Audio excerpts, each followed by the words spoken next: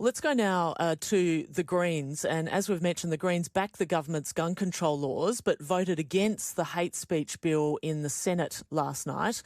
David Shoebridge is Greens Senator for New South Wales and the party's Justice spokesperson and joins me now. David Shoebridge, welcome back to Radio National Breakfast. Yeah, it's good to be here. It's been an interesting week, that's for sure.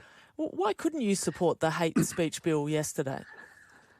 Well, we couldn't support the hate speech bill because the government hasn't said what conduct they want to ban, which groups they want to ban, who they're targeting, although the very real concern is that they are targeting some of their political critics, people in the community who have been opposing a genocide in Israel. And the Attorney General last night, when she was asked what groups will be targeted, will people calling out a genocide in Israel be targeted, was unable to answer any of those questions. This was legislation that was already extremely expansive, which already had a rushed process when it was presented as draft legislation last week, and then it got radically changed by a deal between the Coalition and Labor in the last 24 hours, substantially expanded to rope in a raft of additional conduct that can see groups banned, people go to jail for 5, 10 or 15 years,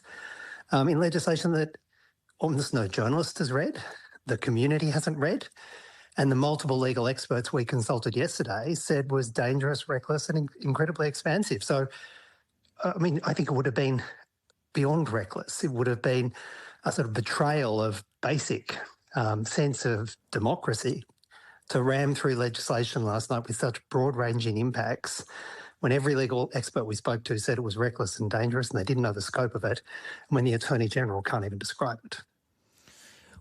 Will these laws change your language around issues such as Israel's actions in Gaza? Well, this is intended to change the language. It may well be that ASIO, in a secret report handed to the Home Affairs Minister, says calling Benjamin Netanyahu a war criminal, pointing out that he's wanted by the International Criminal Court, describing the actions of the Israeli military as war crimes and a genocide in Gaza. It may be that they find that causes psychological harm to a group of people in Australia in a secret report that they give to Tony Burke, which may then lead Tony Burke to want to ban organisations that say that. That's the scope of this legislation. I think people don't realise that the Coalition cut a deal with Labor yesterday that didn't narrow the scope of this legislation to groups that are promoting violence or breaching the law.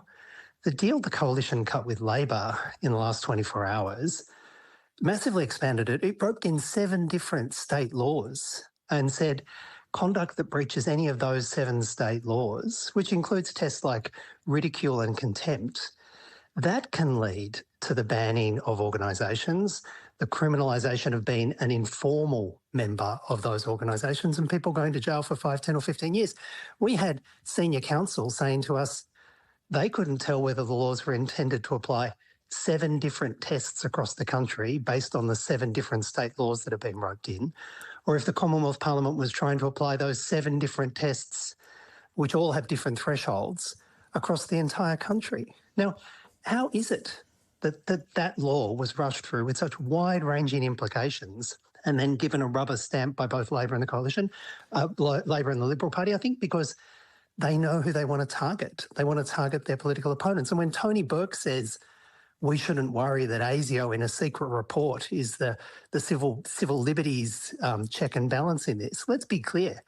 ASIO is only oversighted by the Liberal and Labor parties. Greens, crossbenchers are utterly excluded from the oversight of ASIO, and that's intended.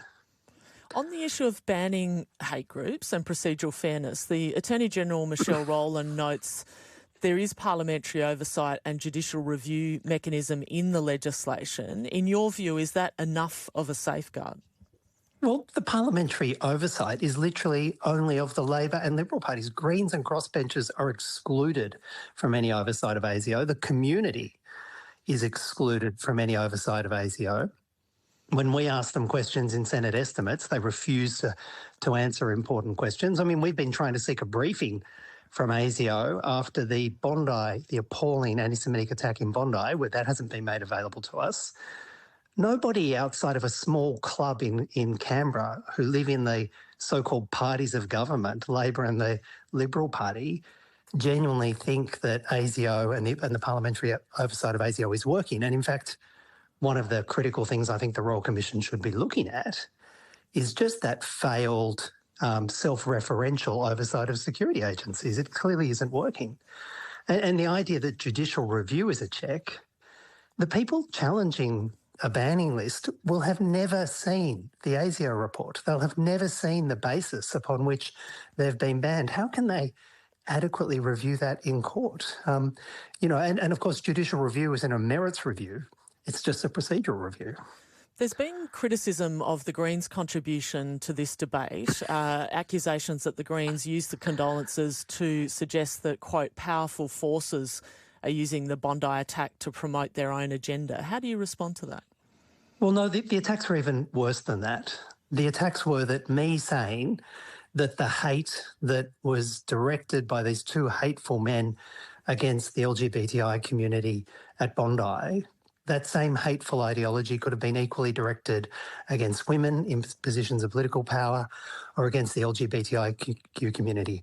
I have been accused by The Australian of making that statement as being anti-Semitic statement. What about your colleague, Senator Mehreen Faruqi?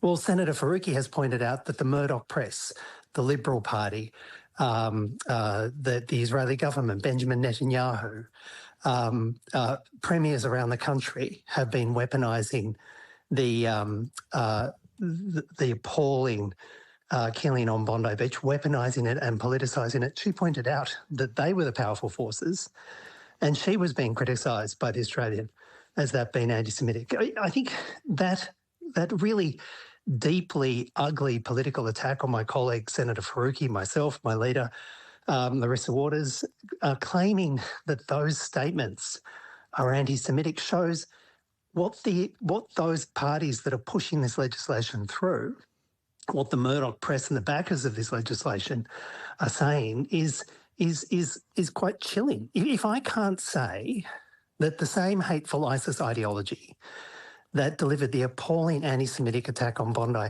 could have equally been directed against their other political targets, women in positions of political power, the queer community in Australia. If I can't say that without being attacked as being anti-Semitic by The Australian and their backers and our political opponents, well then, what are they intending? What language are they intending to police? Where are the bounds of these proposed new laws that will be criminalising organisations? And at least we have the protection of being elected representatives. But if communities out there are saying the same things and getting secret reports written by ASIO, ticked off by the Labor Party, ticked off by the Liberal Party, is there any wonder people are concerned about the breadth of these laws? Senator Shoebridge, we'll need to leave it there. Thank you for your time this morning. Pleasure. Good speaking.